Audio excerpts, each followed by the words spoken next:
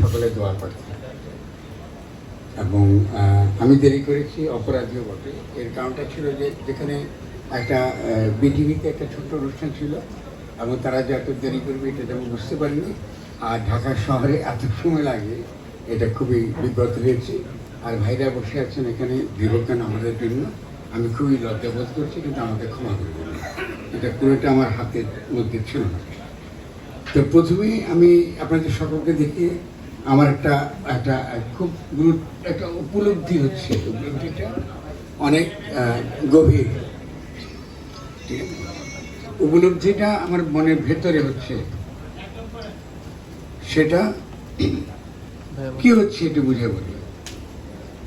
সেটা হলো আমাদের সমাজ দীর্ঘকাল ইংরেজির বিরুদ্ধে লড়াই করেছে, দীর্ঘকাল বাইরের শক্তির বিরুদ্ধে লড়াই করেছি, যেটাকে আমরা সাম্রাজ্যবাদ বলি। আপনারা অনেক সময় যারা বিশেষত বামপন্থা বা এই মার্কসের লেনিনের কথা কম শোনেন, তার ফলে সাম্রাজ্যবাদ কথাটা শুনলে হয়তো আপনারা একটুখানি ভয় পেয়ে যান, এরা আবার বামপন্থী কী বলতেছে না কি বলেছেন।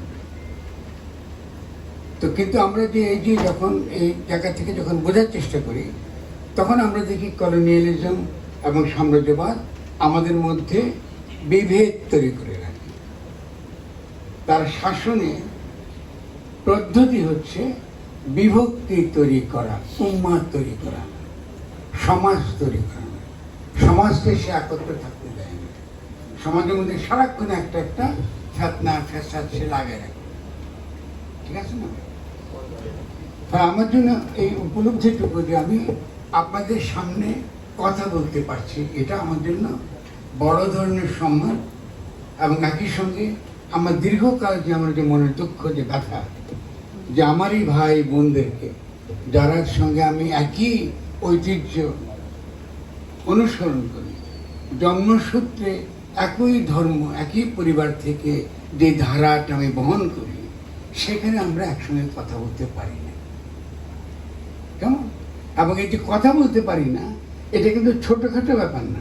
কথা বলতে না পারার জন্য পৃথিবীতে বড় বড় যুদ্ধ হয়েছে, বহু মানুষ জীবন দিয়েছে।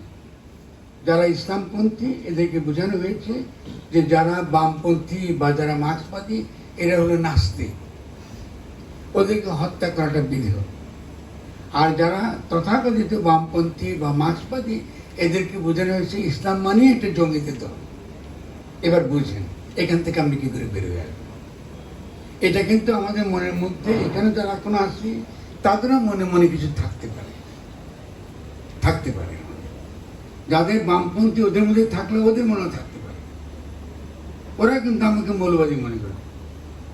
আমি যতই বামপন্থী কথাবার্তা বলি না কেন, জানো কেন, আমি তো ইসলামের কথা বলি, আমি তো মক্কা বিজয়ের কথা বলি, আমি তো আমার রসুলের কথা বলি, আমি তো আমার নবী রসুলদের আগে যারা ছিল তার আগে হযরত ঈসা, হযরত মুসা, হযরত দাউদ, এই সবার কথা বলি। কারণ এটা সবই আমার ঐতিহ্য, আমার ঐতিহ্য।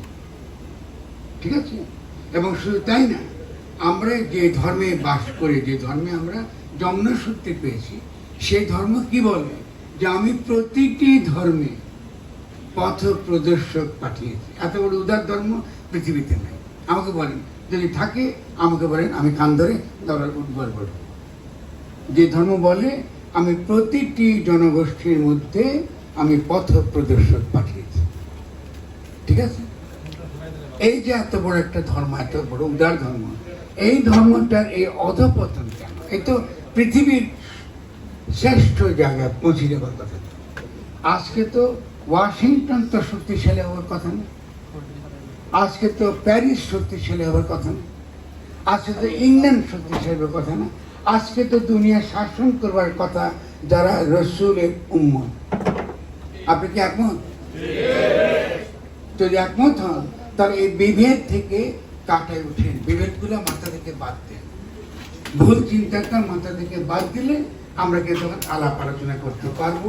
যদি আমরা মনে করি আল্লাহ সমস্ত জাতির কাছে পথ প্রদর্শক পাঠিয়েছেন, প্রত্যেকটা জাতির ভাষা, প্রত্যেকটা ধর্মের মধ্যে অন্তর্নিহিত যে মর্ম, সেই মর্মের সঙ্গে ইসলামের একটা সঙ্গতি আছে। আপনি যদি তার বিরুদ্ধে দাঁড়ান যে আমি খালি তোমারে মুসলমান না হলে কলমা না পড়লে তোমার কতল করবো, তাহলে কিন্তু আপনি দুনিয়াতে কিন্তু কখনোই শাসন করতে পারবেন না। খ্রিশ্চানিটি এই যে বসে আছেন এই জায়গাতে, এটা কিন্তু বদ্ধ, খেয়াল করেন, দেখছেন, এটা কিন্তু অস্বাস্থ্যকর, স্বাস্থ্যকর না। এই যে লাইট চলে সমস্ত কিছু সব কিন্তু খ্রিস্টানিটির অবদান। যে করে বসছেন এটা কিন্তু খ্রিস্টানরা এইভাবে বসে। আমরা কিন্তু বলি মুসলমান, আমরা কিন্তু আজকে নিচে বসলাম, বসি নেই, আমরা নিচে বসি না, আমরা কিন্তু সিম্পলি একটা কার্পেট পাঠায় দিয়ে সকালে কিন্তু আনন্দের সঙ্গে অন্তরঙ্গভাবে ভাইয়ের মতন উম্মতের সত্যিকারের রসুলের উম্মতের মতন একসঙ্গে বসতে পারে না, আমরা বসি না। খ্রিস্টানিটি কিন্তু আমাদের চরিত্রের মধ্যে রয়ে গেছে। যখন রয়ে গেছে, অতএব আমরা কিন্তু পৃথিবীতে শাসন করতে পারবো না, আমরা তাদেরই গোলাম হয়ে থাকবো। বোঝা গেছে কথাগুলো? পরিস্থিতি খুব সহজ। 2 নম্বর কথাটা বলে দেখেন, ইসলাম কত বড় ধর্ম। ভাই একটাকে বলে গেল খেলাফত, খলিফা। খলিফা কথাটা মানে হলো প্রতিনিধি। ফেরেশতার সঙ্গে ঝগড়া হতেছে কি, যে তুমি মানুষ পয়দা করবে না, তো বলে কি হবে, তো বলে দুনিয়ার দিকে ঝগড়া ফেসাদ করবে, মানুষ ঝগড়া ফেসাদ করবে দুনিয়া থেকে, কেমন? কিন্তু আল্লাহ কিন্তু কথা শুনে না, আল্লাহ ফেরেশতাদের কথা শুনে না শুনে বলছে যে আমি যেটা জানি তোমরা এটা জানো না, আমি দুনিয়াতে মানুষকে পাঠাবো, মানুষ পাঠাবো। খেলাফত কথাটা মানে হচ্ছে যার মধ্যে আল্লাহর গুণ আছে, আল্লাহর গুণাবলী সম্পন্ন যে সত্তা, যে ফেরেশতা না, যে ফেরেশতার উপরে তাকে পাঠিয়েছে দুনিয়াতে। তারা সেই গুণ যে আমার মধ্যে দিচ্ছে, কী কী দিচ্ছে? বিবেক দিচ্ছে, বুদ্ধি দিচ্ছে, প্রজ্ঞা দিছে, জ্ঞান দিছে, ভবিষ্যৎ দেখবার কি দিছে?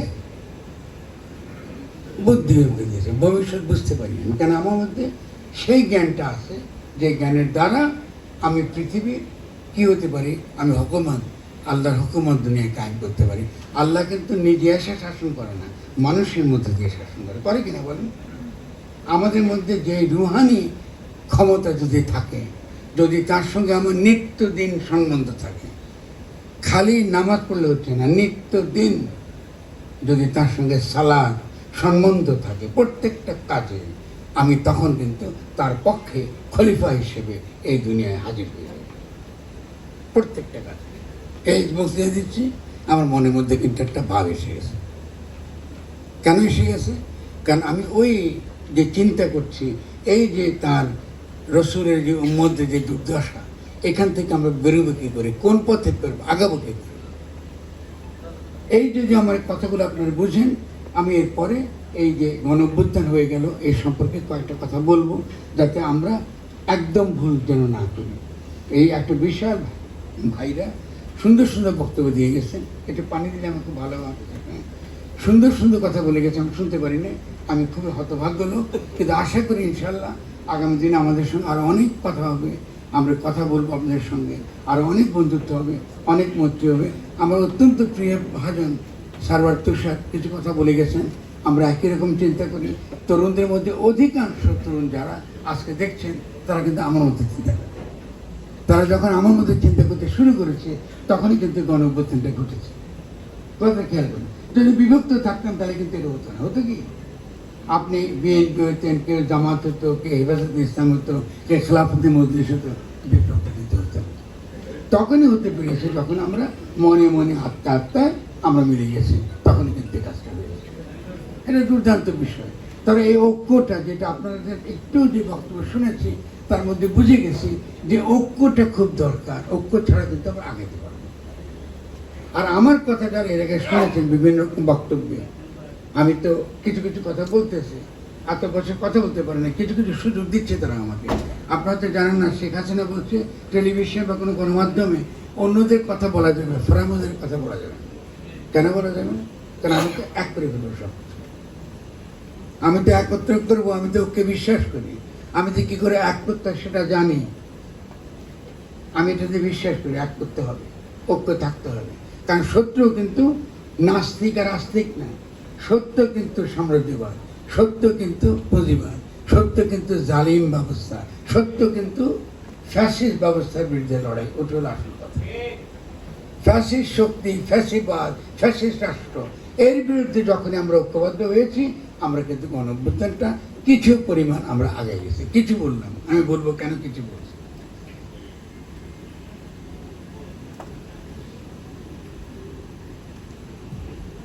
কিছু বলার কারণটা হচ্ছে গণঅভ্যুত্থানটা পূর্ণাঙ্গ হয়নি, আমরা শেষ করতে পারিনি। কেন পারিনি? কারণ আমাদের সমাজের মধ্যে অনেকগুলো চিন্তা চেতনা রয়ে গেছে, যে চিন্তা চেতনা থেকে আমরা মুক্ত হতে পারিনি। আমার মাধ্যমে রয়ে গেছে, অজ্ঞাত রয়ে গেছে, জানি না, যথেষ্ট আলোচনা করিনি। এই যে আজকে একটু আগে খেলাফতের কথা বললাম, যথেষ্ট আলোচনা করিনি। আর ইসলামকে যদি আমরা ভালো করে বুঝতে চাই, তার মর্মটা আমাদের কিন্তু বুদ্ধি, জ্ঞান, প্রজ্ঞা ব্যবহার করতে হবে।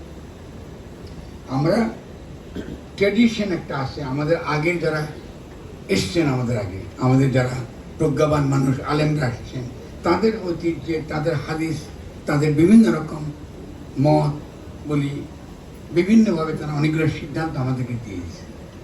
আমরা সকলে সেই সিদ্ধান্ত মতো চলার চেষ্টা করি। কিন্তু ইসলাম বলে এটা যথেষ্ট না, কারণ তোমাকে কোরআনের আগে কিন্তু বিবেক দিয়ে পাঠানো হয়েছে।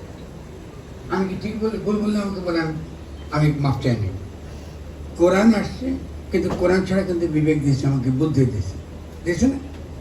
আচ্ছা, তাহলে কোরআন পড়তে হলে কি বলতেছে? আমি কোরআনটা হলো কার জন্য? হেদায়েত। যে মুত্তাকিন, তার হেদায়েতের জন্য দিয়েছে এটাকে। যে আত্মসমর্পণকারী, সে কোরআন পড়লে কিন্তু পরামর্শ পাবে। যে আত্মসমর্পণ করে নাই, ও কিন্তু কোরআন পড়ে কিছু বুঝবে না, কিছু বুঝবে না। তাহলে আমি আত্মসমর্পণকারী যখন হব, তখন আমি হেদায়েত পাবো। কোরআন কিন্তু নিজেকে বলেনি আমি আইনের বই, বলছে কোথাও? কোরআনের মধ্যে অনেক কিছু আছে যেখান থেকে আইন তৈরি করা যায়, অবশ্যই, কিন্তু কোরআন নিজেকে আইনের বই বলে না। হুদাল্লিল মুত্তাকিন, জ্ঞানী ব্যক্তি বা যে সত্যিকার অর্থে ইতিমধ্যেই আল্লাহর কাছে আত্মসমর্পণ করেছে, সে আত্মসমর্পণকারীর জন্য এটা পরামর্শ দিতে পারে, তাকে দিতে পারে, সে বুঝবে কোরআন। আর যে আত্মসমর্পণ করেন না, যে কথায় কথায় বিশ্বাস বিশ্বাস বিশ্বাস বলে, ও কিন্তু আত্মসমর্পণকারী না। বিশ্বাসের সঙ্গে ইসলামের কোনো সম্পর্ক নেই। বিশ্বাস শব্দটা এসছে খ্রিস্টানিটি থেকে, ইহুদিদের কাছ থেকে। বিশ্বাস, আপনি যেমন এটা আমার বিশ্বাস, ধর্ম আমার বিশ্বাস, আমি আল্লাহ বিশ্বাস করি, ওরা তো আপনার বিশ্বাস। কোরআন তো আপনার বিশ্বাসে বিশ্বাস হতে বলে নাই। কোরআন বলছে আগে আত্মসমর্পণ করো, কারণ তুমি নশ্বর, মৃত্যুর দ্বারা তুমি সীমাবদ্ধ, তুমি সবকিছু জানতে পারবে না, অসম্ভব, তোমার জীবদ্দশাকে জানতে পারবে না। পরে আগে আত্মসমর্পণ করো, তখনই তোমার মধ্যে জ্ঞান হাজির হবে। যদি আমি আত্মসমর্পণ না করে মনে করি আমারটাই সহি, আমারটাই ঠিক, তারপর আমি মাজার ভাঙতে যখন নেমে যাই, তখন কি বললাম, কি করতেছি? সমাজে আমি বিভক্তি সৃষ্টি করছি, বিশৃঙ্খলা করছি। এই দুর্বল সময়ে আমি কি করলাম? একটা বিশৃঙ্খলা তৈরি করছি, যেটা কিন্তু এই গণঅভ্যুত্থানকে ধ্বংস করে দিতে পারে। দেখছেন সমস্যাটা কত ব্যাপার। আর আমি যদি বলি আমার আগের ঐতিহ্য, আমার যেসব ইসলামের যে শিক্ষা, সেটা আমাকে বলে যে মাজারে যেসব হয় এটা ইসলামের সঙ্গে সঙ্গতিপূর্ণ না, এটাকে আমরা কি বলি? এটাকে আমরা বলি ফতোয়া, মত, বলি না? যে ইসলাম তো মতকে তো পছন্দ করে, 8-10 মত তো থাকতেই পারেন না? কিন্তু আপনি যখন সে মত নিয়ে, যখন আপনি সে মতকে যখন আপনি নিজে প্রয়োগ করতে চান, এটা ইসলাম বরদাস্ত করেন। তার মানে বোঝা গেল, যারা মাজার ভাঙতেছে, যারা বিভিন্ন স্থাপনা ভাঙে, কথায় কথায় তাকফির করে, যে ও লোকে একটুখানি হাদিস ভুল করলে, কি ভুল ব্যাখ্যা করলে ও বেটা কাফের হয়ে গেছে, এটা করে, এটা ইসলামের ঐতিহ্য। যখনই আমরা এটা করতে থাকবো, বোঝা গেল যে শয়তান আমাদের মধ্যে ফিতনা এবং ফ্যাসাদ তৈরি করতেছে, এবং আমরা কখনোই ঐক্যবদ্ধ হতে পারবো না। এবং জালিম ব্যবস্থা, যাকে আমরা এখন কিছুটা পিছু উঠতে বাধ্য করেছি, সে আবারও আমাদের টুটি চেপে ধরবে, বিভক্ত হয়ে যাবে, কথা বলা যাবে। আমরা এখানে এসে বলতে মজার সাহেব আপনার বক্তব্য আমরা বুঝি নেই, আমাদের মধ্যে ঐক্য হয় নাই, পুরোটা আমি আপনার সঙ্গে একমত হতে পারি। হ্যাঁ, পারবেন আপনি, এটাই ইসলামী পথ। এটার সমাধানের জন্য কথা বলতে হয় পরস্পরের সঙ্গে, কেন আল্লাহ কথা বলার তৌফিক দিয়েছে আমাদের, এবং যেহেতু জ্ঞান দিয়েছে, জ্ঞানের দ্বারা আমরা অবশ্যই একটা জায়গাতে গিয়ে পৌঁছাতে পারব। ইসলাম বলে, কি বলে? বলে যে আমরা একটা বিশ্ব সমাজ কায়েম করতে চাই। বিশ্ব সমাজ, মানুষ একটা বাগানের মতো, বিভিন্ন ভাষা, বিভিন্ন জাতি, তাদেরকে আল্লাহ তৈরি করেছে। কেন তৈরি করেছে? বলছে যে যেন তারা পরস্পরকে চিনতে পারে, বুঝতে পারে। এই যে আল্লাহকে আমরা কি করি, তাকে ইবাদত করি, তিনি কিন্তু অদ্ভুত ব্যাপার। তিনি বলছে আমাকে পাওয়া যাবে। কি করে পাওয়া যাবে? যদি আমি তাকে এভাবে ভাবি যে মানুষের যদি কাউকে ইবাদত করতে হয় তাহলে সে একই ইবাদত করা উচিত। এই একের ইবাদত দুটো অর্থ আছে। একটা হচ্ছে ধর্মগত অর্থ, যেটা আমরা করি। আরেকটা একের অর্থ হচ্ছে সমস্ত মানব জাতি যদি ঐক্যবদ্ধ হতে চায় তাহলে তাকে একের ইবাদত করতে হবে, একের কাছে আত্মসমর্পণ করতে হবে। আপনি একটা পূজা করেন, আরেকজন আরেকটাকে নবী ডাকে, আরেকজন একটা ধর্ম করে, তাহলে মানুষকে একা হবে? মানুষ কখনো এক হবে না। তাহলে এক মানুষ তখনই হতে পারে যখন সে মনে করে যে তাকে আত্মসমর্পণ করতে হবে এবং সমগ্র মানব জাতিকে আমাদের ঐক্যবদ্ধ করতে হবে। এই যে ঐক্যবদ্ধ করার কথাটা বললাম, এই ধারণাটাও দেখেন ইসলাম কত উদার। এটা কিন্তু আমাদের হযরত ইব্রাহিম থেকে আনছে। এই জন্য আমরা বললাম মিল্লাতে ইব্রাহিম, আমরা মিল্লাতে ইব্রাহিমের অন্তর্গত। এই যে বৃহত্তর যে গণসমাজ, মিল্লাত মানে গণসমাজ, এই যে বৃহত্তর গণসমাজ, এই গণসমাজের মধ্যে যারা অন্তর্গত তারাই আগামী দিনে আল্লাহর এই দুনিয়ার খলিফা, তারাই নির্বাচিত হবে। এটা বুঝতে হবে। তারা জ্ঞানী ব্যক্তি। আলেম মানে কিন্তু কোরআন এবং হাদিস যে জানে তাদের কিন্তু আলেম বলে না। যারা জ্ঞানী ব্যক্তি এদেরকে আলেম বলে। ফলে আমরা এই যে কতগুলো ভুল শিখছি যে খালি কোরআন হাদিস পড়লে আমি আলেম হয়ে যাব, ইসলামের কোনো ধারণা নেই। আরো অনেকগুলো ভুল আছে আমাদের মধ্যে। যেমন আমরা কেতাব কথাটা কেন বলি যেহেতু খ্রিস্টানটির মধ্যে একটা ধারণা আছে, এটাকে তারা বলে লোজোস। ঈসা আল্লাহর পুত্র, তারা বলে আদিতে বাক্য ছিল এবং বাক্য ঈসার রক্ত মাংসের রূপ নিয়ে দুনিয়াতে হাজির হয়েছে। অতএব ঈসার কাছে যদি আমরা ধর্ম গ্রহণ না করি তাহলে আমরা সকলে পাপী। আমরা সব পাপী যদি আমরা খ্রিস্টান না হই। এটা কি বিষয় না? আমরা সব পাপী যদি আমরা যিশুকে না মানি। এটা ওরা বলে দেন, ইসলাম যেগুলো বলেন। ইসলাম মানুষকে তাই মুক্ত করে পাঠিয়েছে দুনিয়াতে। তুমি তো মুক্ত, পাপী কিসের? তুমি মুক্ত, তোমার কি কাজ? একটা মাত্র তোমার কাজ মুক্ত থাকা। কোন জালিমের নির্দেশ, কোন জালিমের জালিমি ব্যবস্থা তুমি যদি মেনে নাও, তুমি আল্লাহর দিন থেকে খারিজ হয়ে গেছে। খুব সহজ। তাই এই ধরনের মধ্যে কোনো এমন কোনো জটিলতা না, খুব সহজ। জালিমের বিরুদ্ধে লড়াই করতে হবে, খুব সহজ। মজলুম ওই রসুলের আমলে যে দাসরা ছিল, তার যত সাহাবারা ছিল, সে সাহাবার মধ্যে অধিকাংশ ছিল দাস।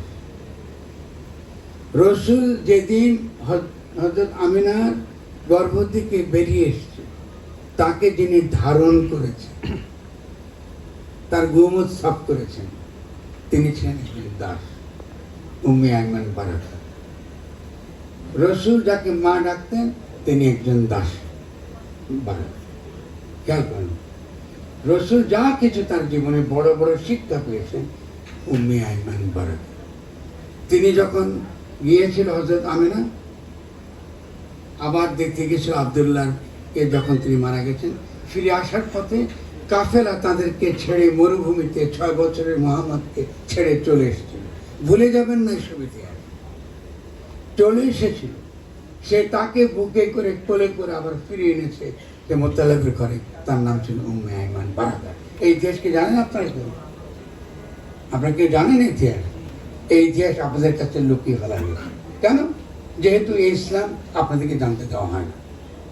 আপনাদেরকে যে ইতিহাস জানতে দেওয়া হয় ওটা দ্বারা আমরা সৌদি রাজতন্ত্রের সেবা করি, আমরা হয় ইরানিদের সেবা করি, অথবা আমরা তুরানিদের সেবা করি, আর কোনো না কোনো বাইরের রাজতন্ত্রের শক্তির সেবা করি, আল্লাহর ইবাদত করি না। ইসলাম কোনো রাজতন্ত্রের সেবা করে না, কোনো রাজতন্ত্রের ব্যাখ্যা মানে না। কেন মানে না? মানে খুব সোজা। আপনার বিবেক আছে, বুদ্ধি আছে, ইতিহাস আছে, জ্ঞান আছে, বই আছে, পড়বেন, বুঝবেন। এই যে একটা ধর্ম, এই ধর্মটা অত্যন্ত উচ্চতর একটা ধর্ম এবং সারা দুনিয়াতে এই ধর্মের মহিমা, কিন্তু সেই জন্য আমার এখানে সুরক্ষিত থাকে। কোনো অন্য ধর্মের মানুষ তার প্রতি যদি কটাক্ষ হয় আমার সমাজে, এটা আল্লাহর কাছে আমাকে জবাবদিহি করতে হবে।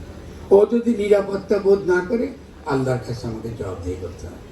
এই যখন মান থাকবো, আমি একটা তৌহিদি জোশে গিয়া ভারতের সঙ্গে লড়াই করা জিতে যাবেন না, পারবেন না। কেন পারবেন না বুঝে পারবেন না? প্রথমত হলো দিল্লি এবং ভারত, তার সবচেয়ে ঘনিষ্ঠ মিত্র হচ্ছে ইসরায়েল।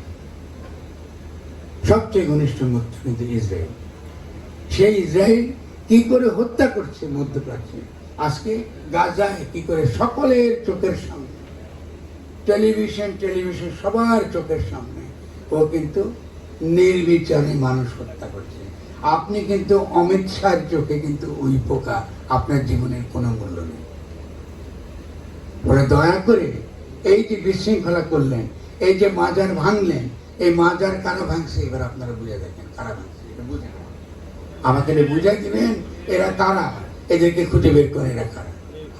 আমরা একদিকে বলবো আমরা মাজার চাই না রে ভাই, এটা আমার ধর্মের সঙ্গে যায় না, আমার রসুল এটা করে নাই, কিন্তু তোমরা ভাঙতে পারবে না, ভাঙার অধিকার ইসলাম কাউকে দেয় নাই, ফতোয়া দেবার অধিকার দিয়েছে। আমি কি ঠিক বলছি ভাই? আমি যদি ভুল বলি আমাকে শুধরে দেবেন, ফতোয়া দিতে কোনো অসুবিধা নেই, কিন্তু আইন আমার হাতে যে তুলে নিচ্ছে, এটা করে যে বিশৃঙ্খলা করছে এবং তার ছবি আজকে সমস্ত পৃথিবীতে ছড়াচ্ছে যে মাজার ভাঙতেছে তারা, এখানে ইসলামী জঙ্গিরা এসে গেছে, এখানে রাস্তায় গেলেই টুপি পরা লোকদের দেখা যায়, টুপি পরা লোকরা ক্ষমতা এসে গেছে। এখন কি করতে হবে? এখন ইসরায়েল এবং ইন্ডিয়া মিলা বাংলাদেশকে আক্রমণ করতে হবে। আপনি কি জানেন এটা? তাহলে বন্ধ করেন এইসব, যারা এগুলো করতেছে, যারা এগুলা শর্ত তৈরি করতেছে, এটা আমাদেরকে বন্ধ করতে হবে। তাহলে আগে যে কথা ছিলাম শুনে যাই, সংবিধান আমরা ব্যবহার করবো না। গঠন কি? এই যে আমি কথা বলতেছি আপনার সঙ্গে, এই যে আপনাকে বুঝাইতেছি, এটাকে বলে গঠন। কেন এটা গঠন? কারণ এর মধ্য দিয়ে কিন্তু ঐক্য তৈরি হচ্ছে, এর মধ্য দিয়ে একটা রাজনৈতিক জনগোষ্ঠীর জন্ম হচ্ছে। একটু আগে আপনি খেলাফত মজলিস ছিলেন, আমি একটা ভিন্ন ধারা থেকে আসছি, আমরা এক হয়ে গেছি এই কথার মধ্যে দিয়ে। এই কথা যখন হয়, এটাকে বলে গঠন। আমাদের একটা সমাজের মধ্যে ইসলাম যে আমাদের দর্শন হতে পারে, ইসলাম কারো কাছে ধর্ম, কারো কাছে দিন, কারো কাছে দর্শন হতে পারে। ইসলাম তার অনেক নতুন নতুন কথা আছে যেটা বিশ্বের কোনো দর্শনের মধ্যে নাই। তবে এই যে দর্শনের পথে যেতে পারি বিভিন্নভাবে, আমরা এই ধর্ম আমাদেরকে পথ দেখাতে পারে। এই ধর্ম আমাদেরকে রুহানিয়াতের যে পথ, সেই রুহানিয়াতের পথে আমাদেরকে নিতে হবে। এই রুহানিয়াতের পথে আমাদেরকে আগায় যেতে হবে।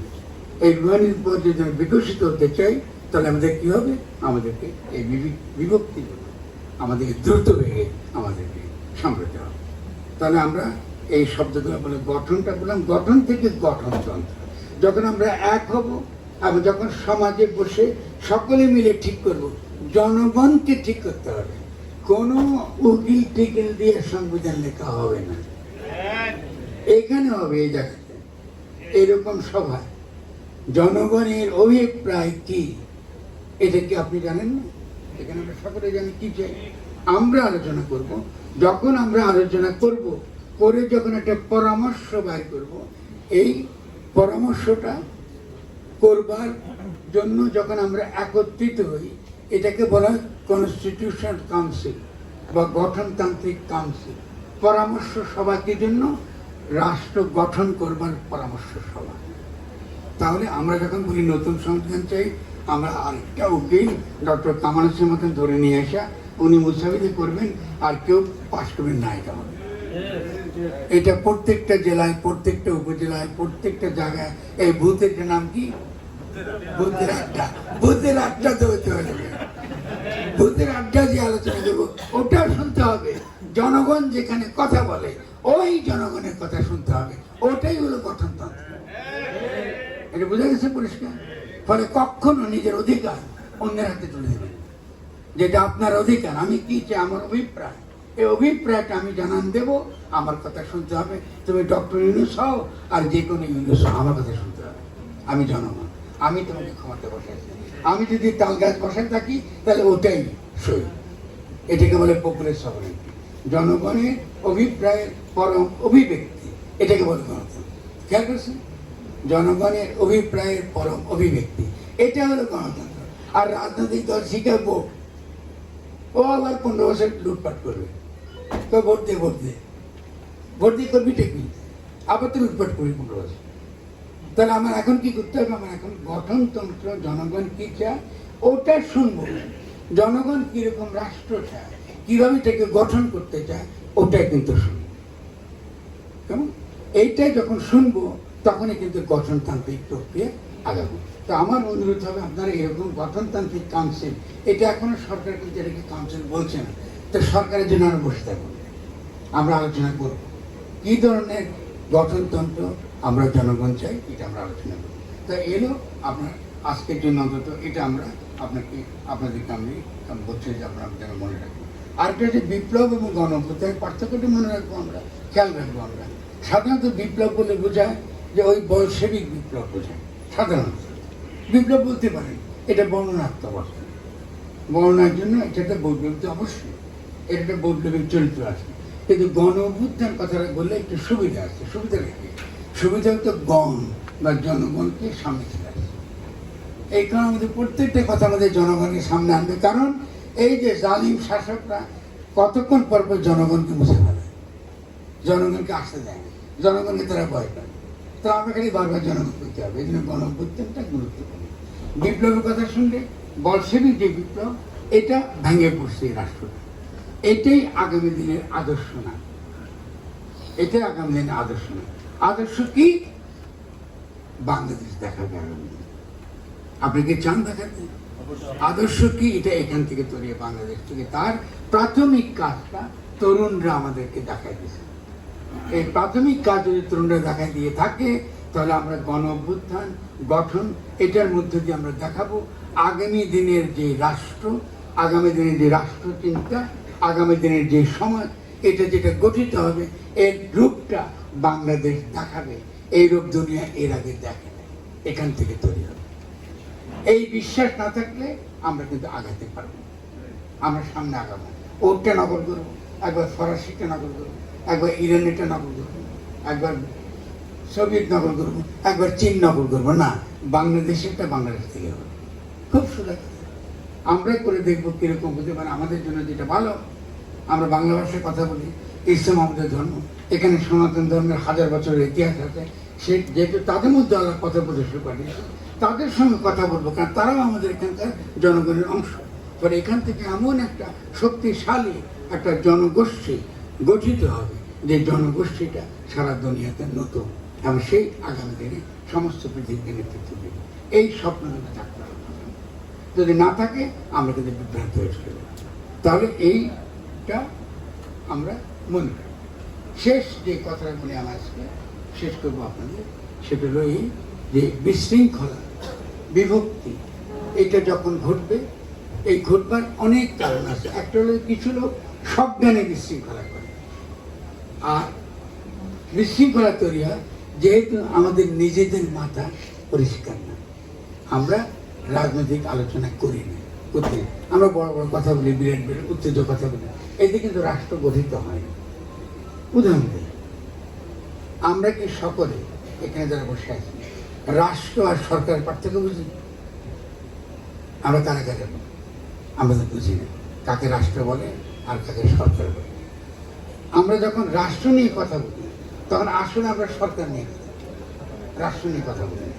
এই যে গঠন কথাটা বললাম, এর মধ্যে কি আমার ধর্ম থাকবে না? ইসলামের শিক্ষা নেব না?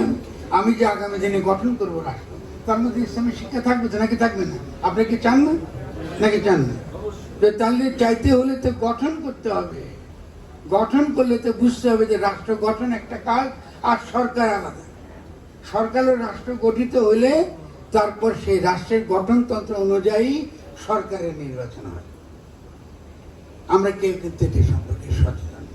এখন খেয়াল করেন, আমরা যেহেতু সচেতন না, তো পুলিশ কি সচেতন থাকবে? আমলারা সচেতন থাকবে? থাকবে কিনা? থাকবে না। তাহলে পুলিশে কি মনে করছে সরকারই হলো রাষ্ট্র, তো সে সরকারের পক্ষে আপনাকে গুলি করছে। দোষটা কার? দোষটা কি শুধু পুলিশের নাকি দোষটা আমাদেরও? আমরা তো রাষ্ট্র আর সরকারের পার্থক্য করতে পারিনি। আমি তো পুলিশকে শিখাতে পারিনি যে তুমি রাষ্ট্রের কর্মচারী, সরকারের গোলাম না। সরকারের গোলামি করার জন্য তোমাকে আমি পুলিশ মানাইনি, তুমি রাষ্ট্রকে রক্ষা করবা। আমি কি সৈনিকদেরকে বুঝাইছি যে তুমি রাষ্ট্রকে রক্ষা করবা, সরকারকে না? আমি কি আমলাকে বুঝাতে পারছি তুমি রাষ্ট্রকে রক্ষা করার তোমার দায়িত্ব? শেখ হাসিনার ফ্যাসিস্ট সরকার, এটাকে রক্ষা করার তোমার দায়িত্ব। তাহলে এই যে পার্থক্য, এই পার্থক্যটা ঘটছে, আসছে সমাধান। এখনো কথা কথায় সকলে যখন সমালোচনা করি সরকার নিয়ে সমালোচনা করি, সরকারের বহু সমালোচনা, সব সঠিক, আমি এটা বলবো যে এটা মধ্যে কোনো মিথ্যা নেই। কিন্তু যখনই আপনি পরিষ্কার থাকবেন যে আপনার এখনকার কাজটা কি, এখনকার কাজ কিন্তু গঠন, মানে সারাক্ষণ জব করতে হবে, গঠন গঠন গঠন, এটাই জিকির করতে হবে। এটাই হলো জনগণকে ক্ষমতায় নিবার পথ, যে তুমি কেমনি রাষ্ট্রটা বানাইতেছো সেখানে আমাকে থাকতে হবে, আমি জনগণের অংশ। তারপরে দেখবো সব। আগামী দিনে যখন নির্বাচনও হবে, নির্বাচনের দুই প্রকার হয়। একটা নির্বাচন হয় গঠনের জন্য নির্বাচন, যাকে বলে গণপরিষদের নির্বাচন, মানে যেখানে গঠনতন্ত্র, খসড়া গঠনতন্ত্র প্রণীত হয়, তার জন্য নির্বাচন একরকম। আর আরেকটা নির্বাচন হয় সরকার নির্বাচন। দুটো কিন্তু এক না। রাজনৈতিক দলগুলো বারবার আপনাদেরকে বিভ্রান্ত করবে যে নির্বাচন দাও, নির্বাচন দাও। যদি জিজ্ঞাসা করলে কৃষি নির্বাচন, ওই সরকার নির্বাচন কেন সেটা চায়? কারণ সে আরো 15 বছর আপনাকে ওই লুটপাট করতে চায়। ঠিক না? ঠিক বলছি কিনা? এই জন্য সেখানে সরকারের নির্বাচন বলে। কিন্তু আপনি যখন বলেন ঠিক আছে নির্বাচন দিব, কিন্তু রাষ্ট্র গঠনের নির্বাচন করো, আসো। তুমি কি ধরনের রাষ্ট্র চাই কথা বলো, আসো আমাদের মিটিংয়ে আসো। আমরা ফরাজকে ডাকি আনছি, উনি বলছেন তোমারটা বলো, তোমারটা যদি পছন্দ তো তোমাকে নিয়ে ফরাজকে বাদ দিব, অসুবিধা নাই। মানে কিন্তু গঠনের কথা আগে বলো, রাষ্ট্র গঠন আগে করতে হবে, তারপর সরকার। এই যে কথাগুলো এখন বললাম, এটা যদি আপনার মাথার মধ্যে পরিষ্কার থাকে, তাহলে আমি যেসব কথাবার্তা বলছি এটা আপনার তাড়াতাড়ি বুঝবেন, এবং আমরা কাজটা খুব দ্রুত বেগে আগাতে পারবো। কেউ আমাদের মধ্যে কোনো বিভেদ তৈরি করতে পারবে না ইনশাআল্লাহ। এবং আমরা আগে যাব, আগে যাবার সমস্ত কিছু, সমস্ত লক্ষ্য আল্লাহর তরফ থেকে বলুন বা বিজ্ঞানী বা আলিম ব্যক্তি যারা বুঝতে পারে তাদের কাছ থেকে এটা পরিষ্কার হয়ে গেছে। যদি আমরা আগে যেতে না পারতাম, আজকে আমি এখানে এসে আপনাদের সামনে বক্তৃতা দিতে পারতাম। এই যে আশাটাই লক্ষণ, এই আশাটাই হলো আমাদেরকে আশা উদ্রেক করে। আমার জন্য সবাই দোয়া করবেন, সবার কাছে আমার দোয়ার দরকার। সবাই ভালো থাকবেন, আমি ভালো থাকবেন।